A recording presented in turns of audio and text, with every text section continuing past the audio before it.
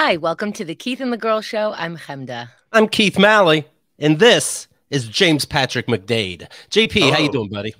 Tremendous. Very good to be here. Good to see you both. JP has told us, his name is JP is short for James Patrick, and there was another James Patrick who he was an IRA terrorist, correct? Or freedom fighter. Yeah. Freedom fighter. And depends who you ask. He was a freedom fighter, and he planted a bomb that only killed himself. And you're like, I think I'll go with initials. Yeah, that's right. Old grandpa. I learned JP has one sister, and they would have a bigger Irish family, but your dad got hit by a golf ball in the nuts, correct? Holy shit. I knew you knew stuff about me, and you knew my act, but I forgot.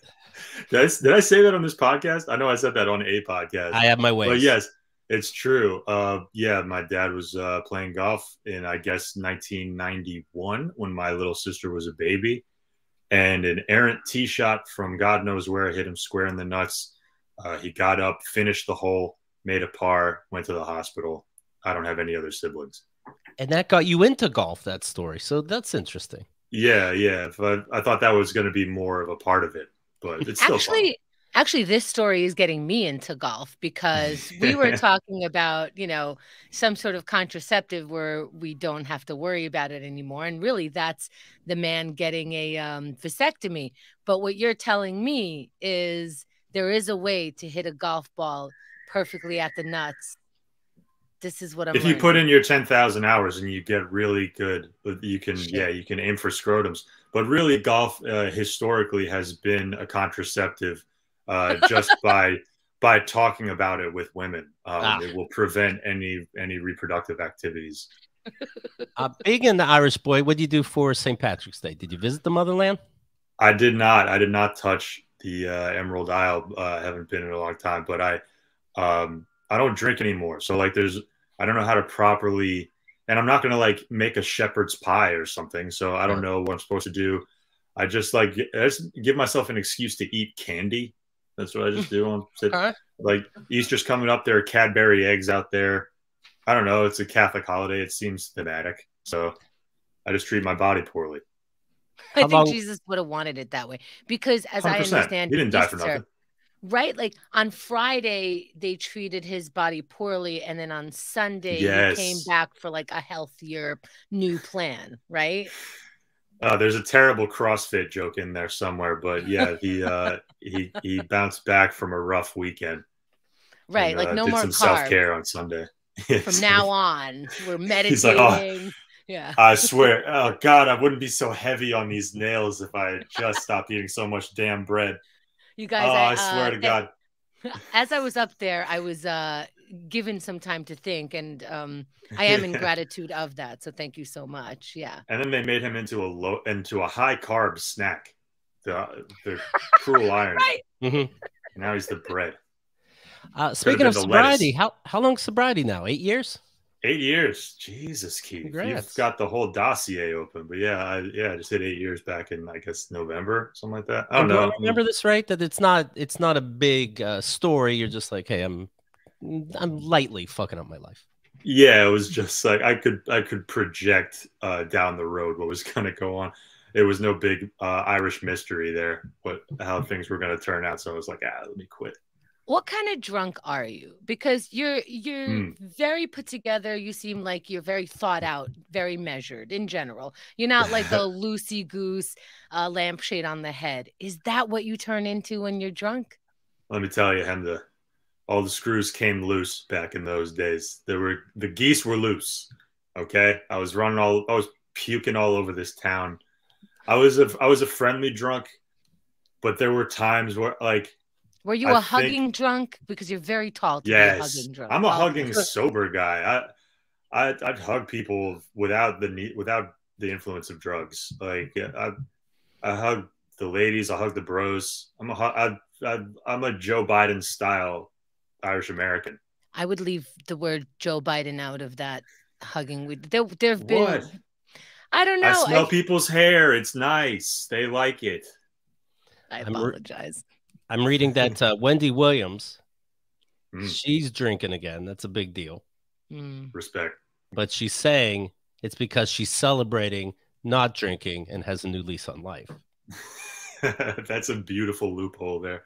Can I tell you, if I was Wendy Williams and I would heard a story about somebody named Wendy Williams who's celebrating their not drinking by drinking, I would press the button that I, Wendy Williams, had, and that button, as it pressed, goes, hee-haw, hee-haw. Wendy Williams has been publicly battling addiction issues. She begun imbibing again despite a 2-month stay at a treatment center this past summer. The reason she's back on the sauce, her people say it's a new lease on life. Wendy has spent most of her life in the public eye. This is a quote. And when she's out, she likes to acknowledge her fans. So why was she out drinking? You got to acknowledge the fans. You do have to, though. Like, it's in somebody's contract. I don't know who, never heard of it, but it's got to be true. If it's in, what are you reading? The Inquirer? Oh, the Daily News? Same thing, right? Close. Umbrella Family. I would respect it more if she just came out and she's like, I'm drinking again because I want to. Right. And I feel like it. Like, just don't. But, oh, my fans want me to drink, so you can have them to blame when you have cirrhosis of the liver and you're wrapping your car around a tree. No, just say that you want to do it. Just have fun. You have like $100 million. You can probably be a drunk idiot and have enough safeguards to be okay. But it's not like she put together an outing with her fans. She was seen alone in a bar drinking. That's still for the fans. Just at the end of a dark bar. Like, you got to support the people who support me. You know what I mean? Like, man, I mean, this is... Saying anything is just as good as saying, drinking is a disease, period. Yeah. Like, why are you drinking again? Just say, duh. Like, that's just, I don't know. I'm addicted. So here I am. Yeah, I get caught drinking. They go, why are you doing that? I go, Google it. Because it's fun, okay? Right. Facebook reminded me my birthday's coming up. That means my stand-up show's coming up. And I'm like, Facebook, quiet. I'll know when the time comes. The last 2 albums, by the way, are on all the free streaming sites. Drip Drip and I'm Dating Your Mom. You can hear for free right now. Get ready, because it's coming. It's exciting. You have a look on your face, kind of, but I do have a folder of notes that's going pretty well. Pretty well. How's the hour coming along, Keith? I have notes that need put together. Pretty well. Yeah. So you do it. You just write it all. You might bounce it off a few people, but it doesn't see the stage until you do the album. Is that correct? Correct. To me, you comedians are liars. When I say something just happened the other day, it just happened the other day. It probably happened that morning. No, don't give away the trade secrets. Don't listen to them, listeners. Now, Keith brought it up, so I'm going to just continue the conversation very gently and just to give people an idea of what's going on. 3 weeks from yesterday, we're recording Keith's album. That's about an hour long, and he just told us, JP goes, how did it go? And I wanted to be like, JP, didn't you just hear him said he has a folder of notes? No, I said, how is it coming? How's the hour coming? It's a folder of notes. That's the whole thing. And I'm totally not nervous about it. It's totally regular to completely write a half a movie of dialogue and just memorize it and say it. So everyone buy your tickets, keithandthegirl.com/tickets. Let's do it. Am I confusing people? Yeah, I'm gonna have two teleprompter. You see those comedians? Yeah. They put mics, they put music stands on stage. No one cares. I don't know why I try so hard, to be honest. Oh, also, you know what? This year it's AirPod year, because I think, Keith, you should put we'll get you a flesh-colored AirPods. You put them in. I'll be backstage with my AirPods, just reading, just going. And another thing I thought about airplanes, and you go. And another thing I thought about airplanes. Rodney Dangerfield started doing that when he started losing it. His wife would be behind the curtain, so you hear you still get no respect. And I get no respect, and you're like, come on, we can hear what's going on. I like this idea of him to just ratatouilleing you through an entire hour of stand-up comedy. Did I tell you guys Hamda's brilliant? She's fucking brilliant. Hamda, stop it. I can't help but say it. Do you think I confuse people, though? Is this a bad way to sell tickets? Do people think, why would I come to New York City if you're not giving a shit? This is how I do it all the time. Obviously, I take it seriously and give a shit. You think, I hear stand-up people sell tickets. They're at the top of their game. They've never been better. Their voice is even more perfect, they're saying. I think I'm doing it wrong. Am I making people like it's going to be dumb? As someone who's sold upwards of 40 tickets in his career, I would say it's an interesting selling point to be like, hey, here's a guy who hasn't done stand-up in exactly 1 year. Come see how it goes. Like, and now I'd like a little more tried and true. The pandemic happened, so now it's been 4 years. 4 years. Oh, you haven't done one of these since before? Okay, so you're a quitter is what you're saying.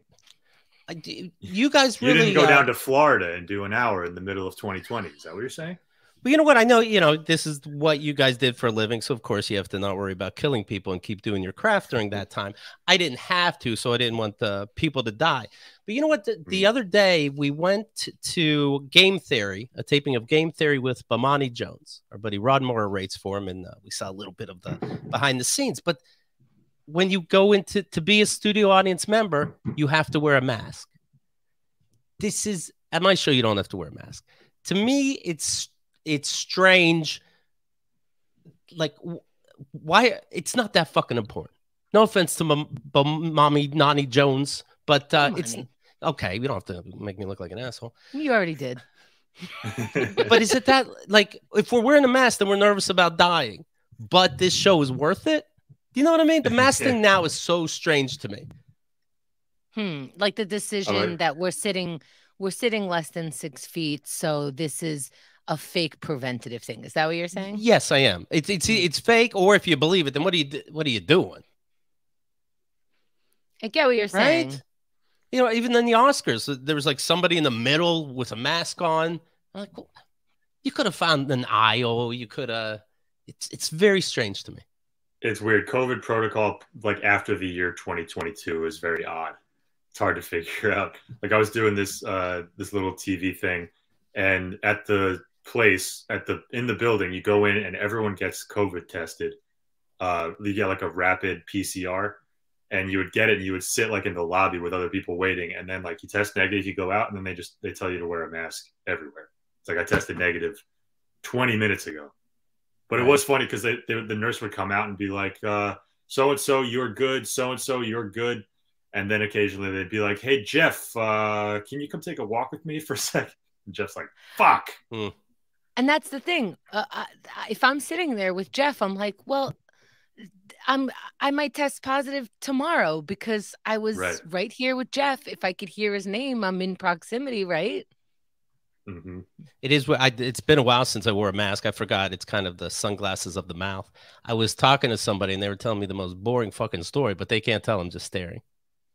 I'm literally thinking about something totally different in my head. I'm like, you can't tell. The eyes are important. Don't get me wrong. Those are giveaways, but the mouth is too. And you can just stare at people. So that was cool, I suppose. We get there. Well, no offense, Mimi Cherry. I'm busy talking. We get there, and then the woman that's going to take us to our seats takes off her mask and starts yelling about the rules. If you can help it, go to the bathroom now instead of later in the studio. And I'm like, what is the point of any of this? That's when I think it's weird. When she's explaining that when you laugh out loud or people won't be able to hear you through the mask. I'm just like, I think masks work where you can hear us and you can breathe. And that's the whole point. It's fine. It's not protecting the words. We're still going to get canceled if we say the wrong words. Like, this is not a protection of those things. What was Mimi Cherry going to say? Very importantly, she's letting us know I'll be wearing my mask on the plane out there, and I wear my mask when I take it Ubers. See, that's the thing. Fine, do it. I'm not shitting on that. I'm not shitting on people that are, quote, overly cautious. It's just funny, like, you have to pick your battles, and your battle is Bomani Jones. Yeah, I feel like my battle, I like that Ubers are asking people to wear masks because they're constantly picking up. So it's like germ in, germ out, germ in, germ out. So maybe that helps a little bit. What does Fauci say? Why are we talking about this again? I'm having PTSD. Anyway, the audience, you have to wear the mask. But if you're more important, you don't have to. If, for example, you're the warm-up guy for Bomani, you can yell into the front row of the audience. That's fine. The whole thing's interesting. What they did, by the way, to hype up the crowd, what did they do? They pointed to two people. They did, you know how MCs do. They do bar mitzvah type shit. We don't have to talk about adults. this. This is behind the scenes. I feel like we should leave it behind the scenes. They passed around one champagne bottle for everyone to drink from in the entire audience. Right. And just kind of kept it moving. They took one woman from one side, the other woman from another side. Hemda was one of those women. Their job was to come on stage, sing, and hype the crowd up. Aces 10, Hemda. Thank you so much. Thank you. And because you're performing, by the way, because you're performing, your mask could come off. Those are the rules for science. That's why I did it. I just needed a break. And also, I don't know if you noticed, but for that particular show, they didn't have to reshoot anything because the audience was so well primed. Thank you. Good job. Thank you. I should have given my Venmo out right then and there. Missed opportunity. It's funny so hard to warm up. It's so hard to warm up. Have you done that kind of thing? I haven't done it myself, but when I was working on Comedy Knockout, we had James Mattern as our warm-up guy. And we shot like 60 episodes in 30 days or something ridiculous like that. And you have to talk the whole time. So like by the entire last week, he was just like, how's everybody doing? Make some noise. Yeah, and then they run out of things to say. You know, this guy was like, give it up for the camera guys. They come in every day. And I'm like, you pay them though, right? Yeah. Like, I hope so. You've already done crowd work on every person in the audience. You've made fun of Florida 4 times. The problem, I think, as performers, we all, I'm including myself, we need to watch how many give it up for. And I don't even think it's this guy in particular, but hosts in general, I think it is very, very difficult to host. But there's a lot of give it up for so-and-so, give it up for so-and-so, that by the time the actual performer comes on, I already gave up everything. So I'm like, well, now I'm taking a break. So you can't pour from an empty cup. I saw on your Twitter that you do not respect sports talk show hosts. Now, this show, Game Theory, is more like a comedy show. Radio hosts. And how come? Because it's just their opinion?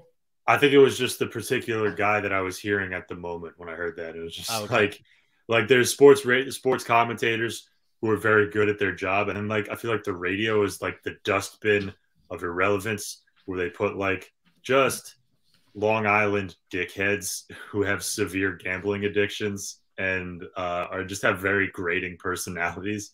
Like one guy, the guy I was listening to was even like, yeah, my financial situation is not good. It's like, you make $500,000 a year. What is happening there? Oh my God. I'm so impressed with sports people in this way because they throw. So you're talking about sports and, you know, half the time I don't really understand all the words, but there's context there. But you can't really even fake it because somebody will throw out, well, what'd you think of Magic Johnson? Well, it's like, well, do you remember 1992? And I'm like, what? Not for 1 minute. I don't remember 1992, but you remember all of his stats, who he played again, how many wins he had, and if he was already a Hall of Famer. Like, my parents don't remember what grade I was in 1992. Like, that's so much. Yeah, if I was on the Yankees, would you remember my birthday? That's what you're saying. Exactly. Yeah. No, I'm procrastinating so much on stand-up that I finally went to the dentist. And what's the report? How many cavities? Oh, it's gotta be great, right? Well, you know what? So I get home, I'm like, let me eat ice cream, something cold now, to justify the $1,000 down payment. It's not good. It's not good in there. But no, it's a down payment. It's a down payment on the dentist's house, for sure. It always is. Especially when you say the word finally in that sentence. Guys, I finally went to the dentist. Oh, that's going to be great. They put I'm going to get a root canal, and they put some temporary cap on it because cold stuff was hurting it a lot. And then I said, any rules to eating, drinking, brushing? And he said, no. And then as I'm leaving the door, he goes, but it's a temporary cap, so be careful with it. What am I going to do with it? So it works or it doesn't work? No rules. We know how Keith loves his hard candies. He's always just chewing Jolly Ranchers and Atomic Fireballs. He does. You do have a bowl of candy and sweets and stuff, Keith. Do you like reflect on that while in the chair at the dentist? It's more for company. It's more to be the ultimate host. Okay. Yeah. No, I don't use my own supply. You know how you can tell somebody doesn't have like a particular eating disorder? There's a bowl of food constantly on the counter, and there's always a bowl of food constantly on the counter. Right. Like you can't just pass by your addiction all the time. But how expensive is the dentist? I said I have insurance. They're like, then you have to wait 2 years for an appointment. You know, I picture these people on social media that are like, pick yourself up from your bootstraps, fuck free healthcare, you hippies, but they're pushing on their gum because of their tooth pain as they're typing you. Yeah, they're So dentists. They have to chew on the other side instead of going to the dentist. And then so I had just like bribed your way into the dentist. You're just flashing cash, no insurance, just like listen.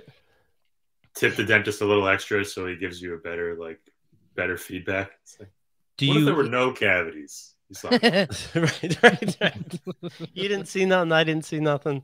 He goes, oh, I don't know if I have enough time to fix that one part of your tooth you're complaining about today. How bad is it? And I'm like, bad enough that I'm here. Who the fuck comes here? I just wanted to tell you it's fine. That's why I came in. Right. Are you good with keeping a dentist schedule? Nope. I'm trying to think if I've been. I definitely haven't been to a dentist in this decade. Did I do the last one? I think I did during the last decade. So I'm all right. Okay. And nothing. One I'm not in decade away. excruciating. Yeah, I'm not in excruciating pain right now.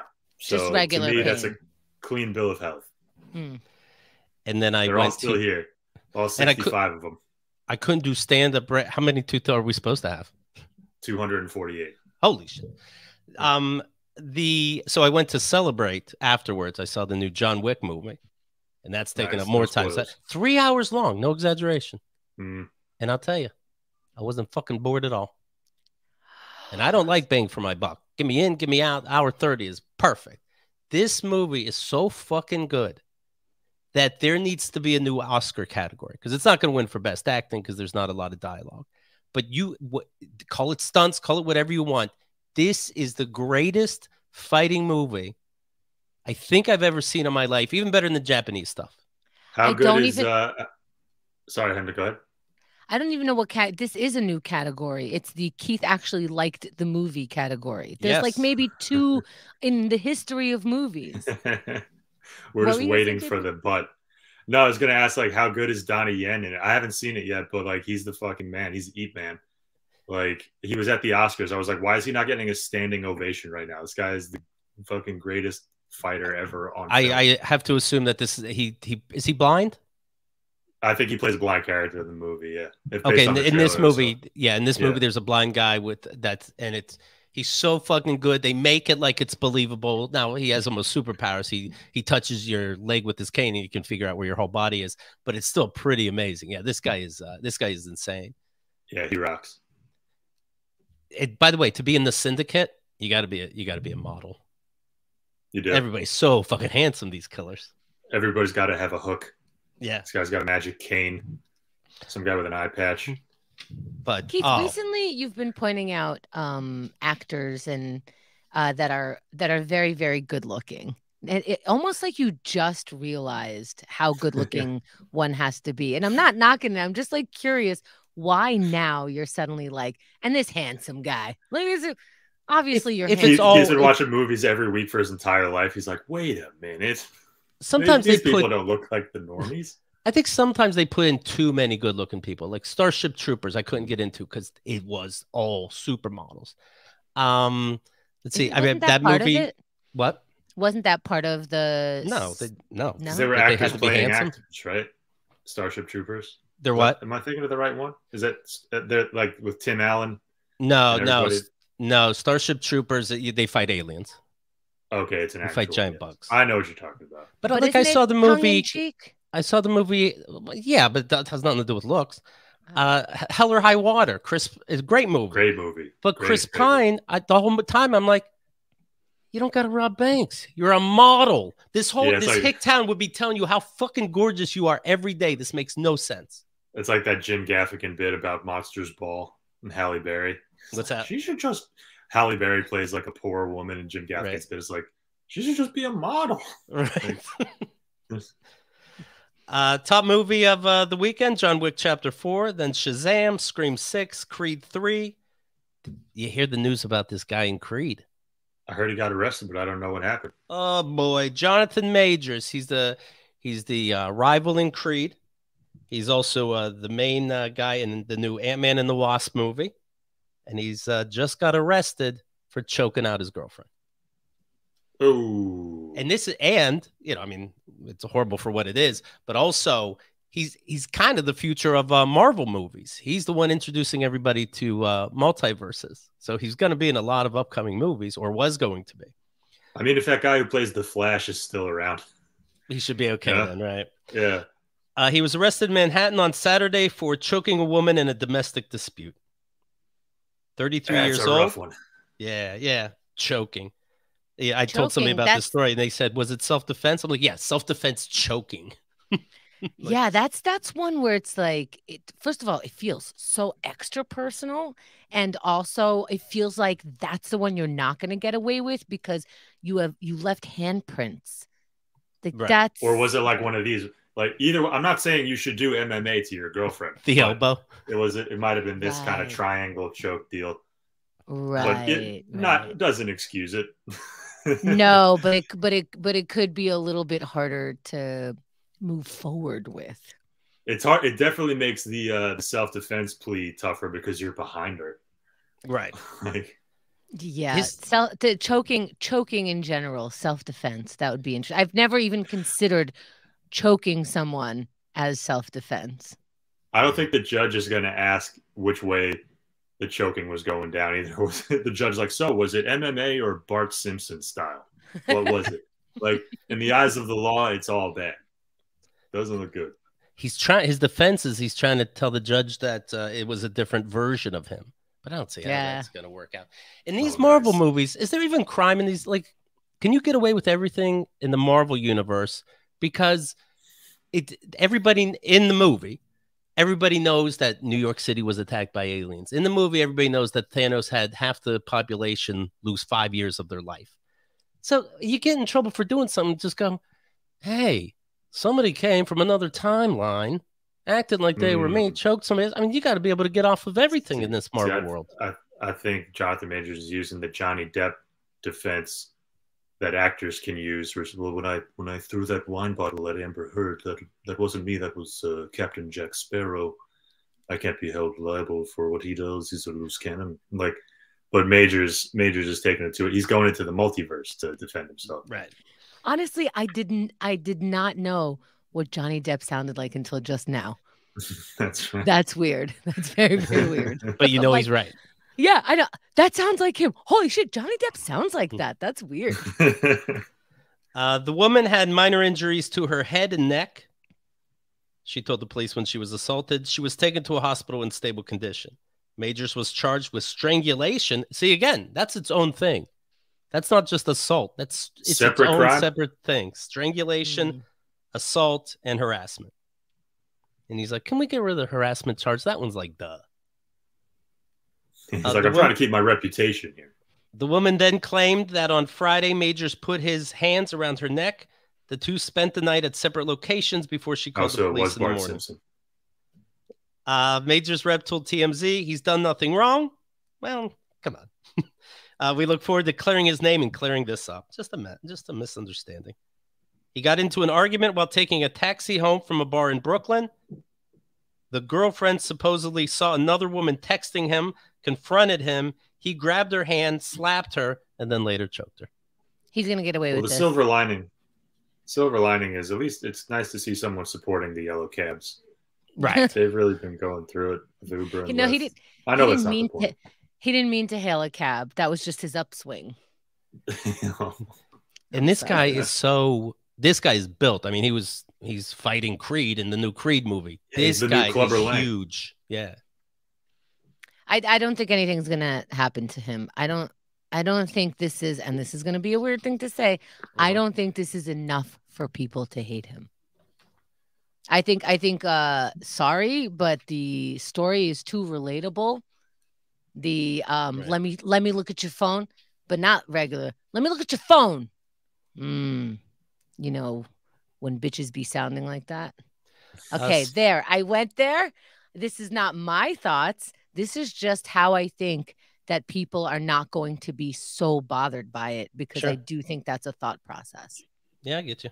I get you. Did you see, speaking of movies? He just wrote down "Bitches Be Acting Like That" as part of that's good. Going that's in the good. hour. It's going in the new album. I think that's a good one. It's got legs. Kanye West says he no longer hates Jews. This is a true story. The reason being, he saw 21 Jump Street, and it's pretty fucking good. 21 Jump Street? Something Jewish happened in there? He said that watching Jonah Hill in the movie 21 Jump Street made me like Jewish people again. He did not say that. Yes, this is absolutely true. Somebody said, "Why is tonight different than any other night?" And he said, "Jonah Hill." No one should take anger against one or two individuals and transform that into hatred towards millions of innocent people. P.S. No Christian can be labeled anti-Semite because Jesus is Jew. That's the P.S.? That's the whole statement. Not even Jonah Hill's best work. I'm sure he's good. I haven't seen it. But like Jonah Hill and Superbad, that's got to be the redemption of your whole people performance. You know, like that's just such a strange pick. I would think that this would be a great commercial for the movie You People that Jonah Hill was in. Hold on. He just wrote. He just wrote on Instagram, I just saw You People. Fuck you, Jews. Wow. Oh, easy come, easy go. I'm back. Yeah. I see John Marco Ceresi wrote, if I could go back in time, I'd show baby Hitler 21 Jump Street. That's how you take care of the problem. That makes sense to me. Did you guys watch You People, the movie? Yeah. I really, Jonah Hill gets on my nerves. I think he's pretentious in real life. I hated when he did that movie with a therapist. He wanted to show that he's smarter than the therapist, started therapizing the therapist. It was so masturbatory. And even in this one, he's the one that understands black culture. And in that movie, This Is Hell, with where everybody played themselves, he's a pretentious, snobby asshole. It's funny because it's real. This is the end, yeah.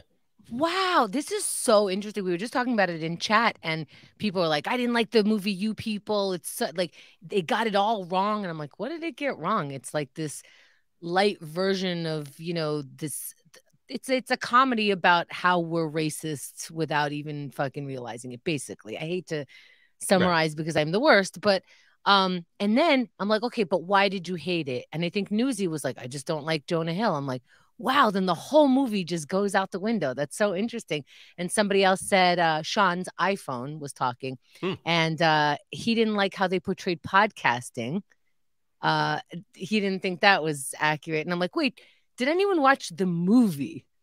Like, you know what I mean? And I want to know why everyone hated it so much. I'm not saying it's like the most brilliant piece of artwork, but it hit because he wrote it. He wrote the movie. You know that right away because his name comes up. And then when he made it, so his fake mom or dad immediately goes to touch a black person's hair. So he gets to go, Mom, you don't do that. And I'm like, you wrote all that. And now you're the savior. And maybe that's why it bothers me. Kenda, I like that whoever talked to you about it was like, listen, you might not respect people's race. You might not respect their religion, but you will respect podcasting. That's where I draw the line. Okay, respect the business. Well, everybody's telling him like, oh, you're a podcaster or whatever. So how did they tie it up so that you're happy for the character? It became a TV show. The end.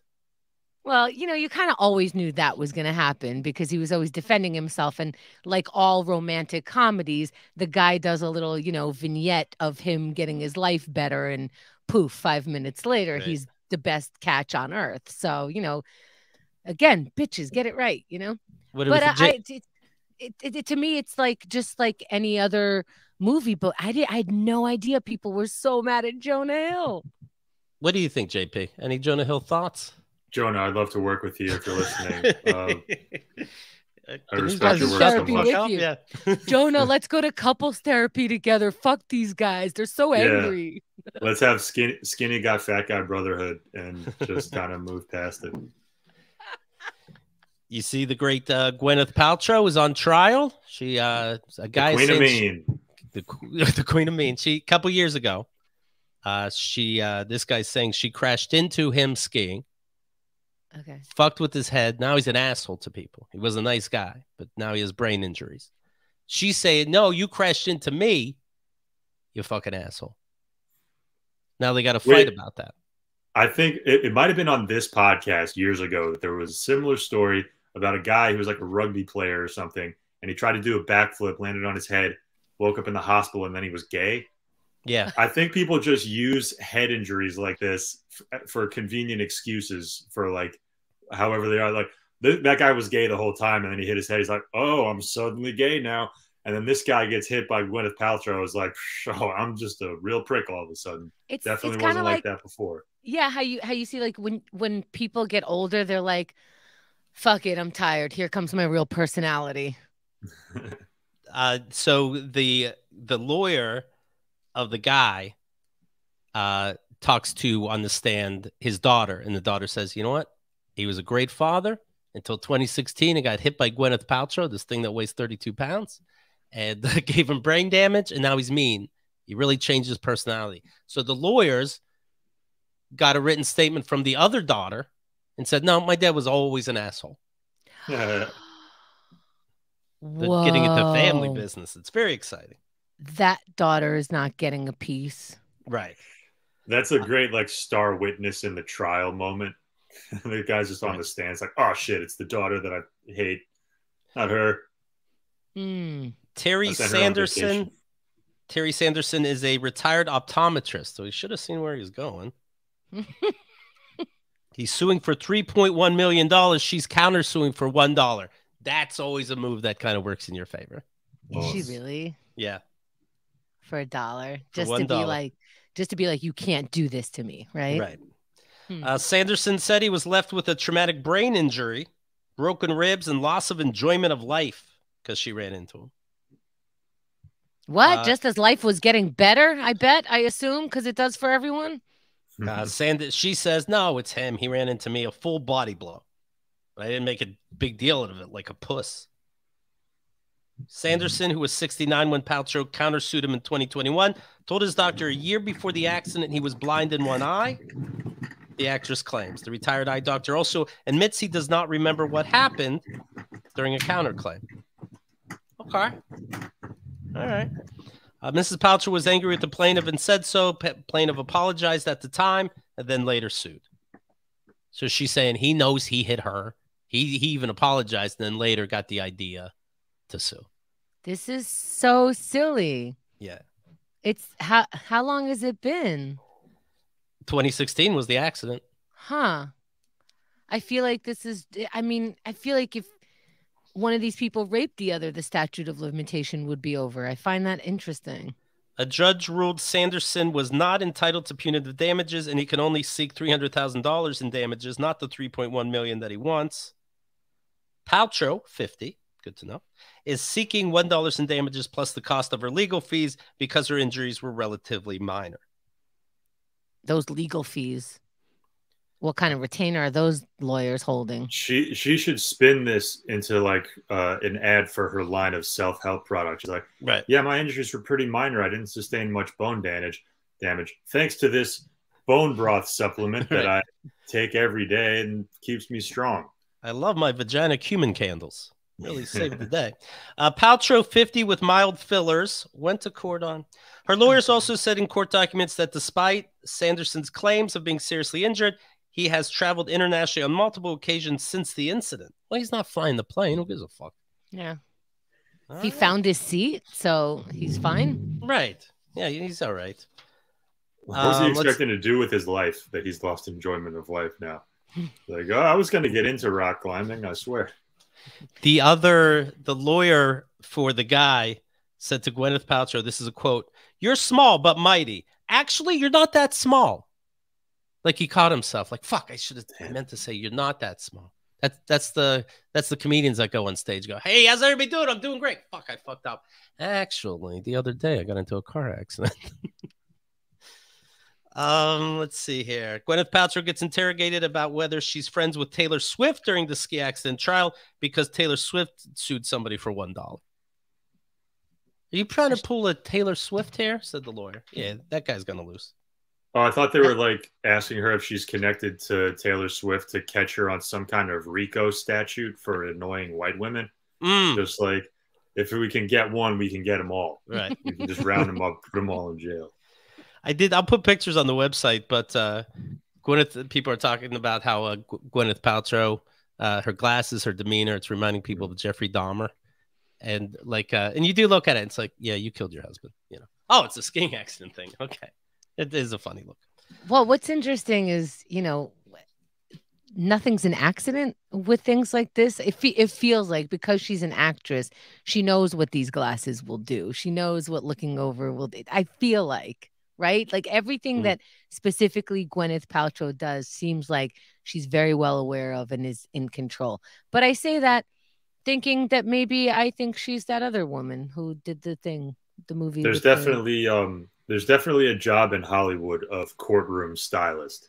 I guarantee you that exists. There's someone who just works with the stars whenever they got an appointment, they got a court date, they hit her up. Hey, let me put together a lookbook for you. Let's get you looking right in the courtroom. Yeah, I don't even know if you're joking, but there has to be, right? There has to be. The celebrities would easily pay 5 figures for some kind of service like that. Yeah, because it's important. Yeah. Gwyneth Paltrow's ski crash victim says he can't enjoy wine tastings due to injuries. This is quite the trial. Yeah. Everyone is relating. Boy, that jury doesn't know whose side to pick. So we'll see. Why can't you enjoy wine tasting? Well, you got to keep moving your head a lot. You're supposed to swirl around. Then don't you have pain pills? That mixes with wine exceptionally well. Like, if anything, she's enhanced your experience of the wine tasting. Yay. How you doing in general, JP? How you doing? I'm hanging in there. I can't complain. I'm moving and shaking, doing my little skits all over town. The skits and bits? Yeah, skits and bits. What's the best way for people to follow how to see your skits and bits? Follow me on Instagram, McDade Baby. That's MCDAD Baby, like the thing that you used to be. And then on Twitter at JP_McDade. I'm trying to build my YouTube following as well because I'm looking to record something later this year, get a special out there, and I'll be putting some short form stuff, characters, and things like that. So search my name on YouTube, JP McDade. You'll see some stuff on there, but there's going to be more coming, a lot more stuff, and hopefully a special in the medium term. Are you nervous about doing characters? 100%. 100%. I love doing characters and it's fun. And like when it hits, it's great. But when it bombs, if you post a character video that bombs, it's way worse than bombing on stage doing stand-up. It's almost like, oh, who did you think you were that you were going to pull this off? I've had to delete a couple in the past. Like, oh, no, this cannot exist. Like it's an extra layer. Like you did it wrong, but you thought you were doing this extra thing. Who's your favorite? You thought you were smart. What's up? Who's your favorite? My favorite, like person who's doing characters and stuff, or the favorite character that you do? Oh, favorite to do. I don't know. I think my favorite, and I need to bring this guy back. This video that I did of an old Brooklyn man talking about the glory days of basketball.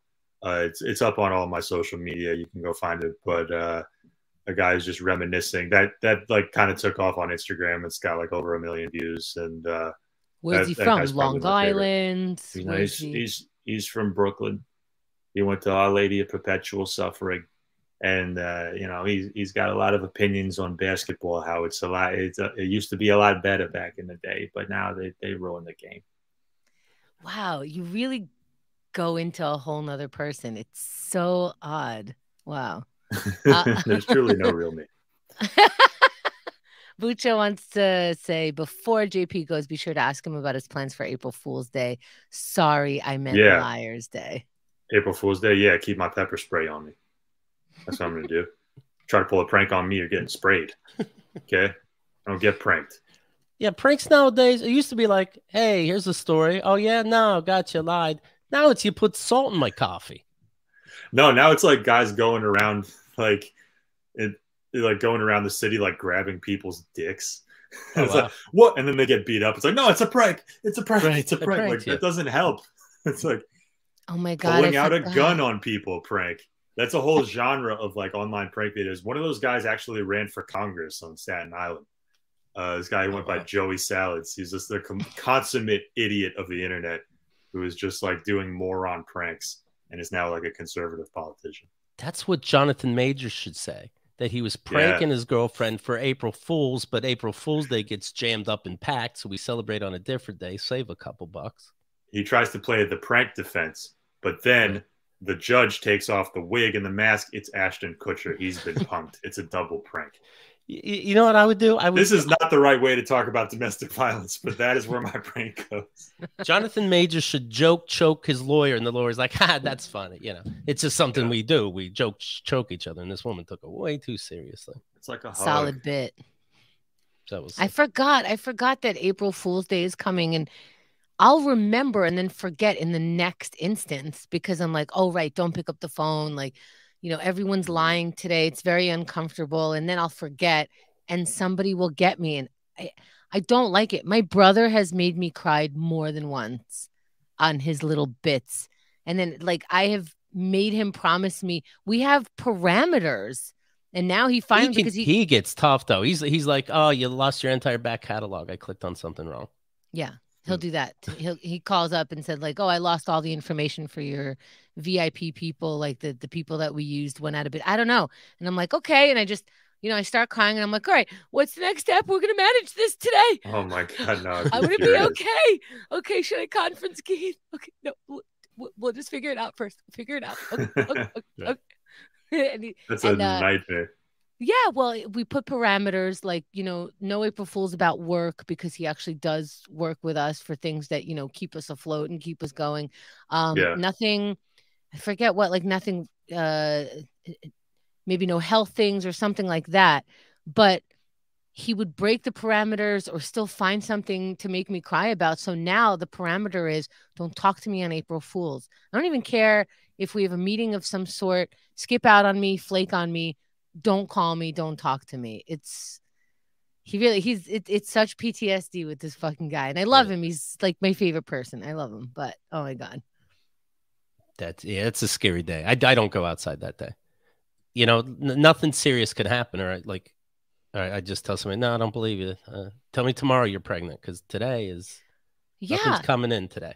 So Yotsuba is saying, had an ex broke up with me on April 1st and it wasn't a joke. You know, that's the only time that I'll say wait a day. Yeah. Because people are like, you know, the holidays are coming or Valentine's Day. And I'm like, there's never going to be a good day. The only exception is April Fools. You don't want to mix things up on that day. Agreed. Just skip that whole day.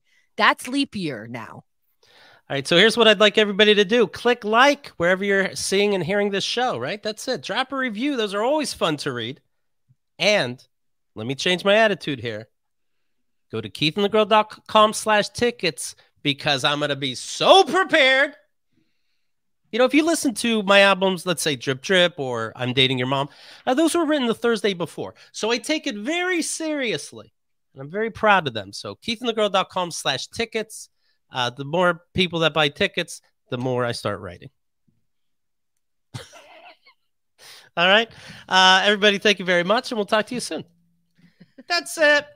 Ta-da. Thanks, JP.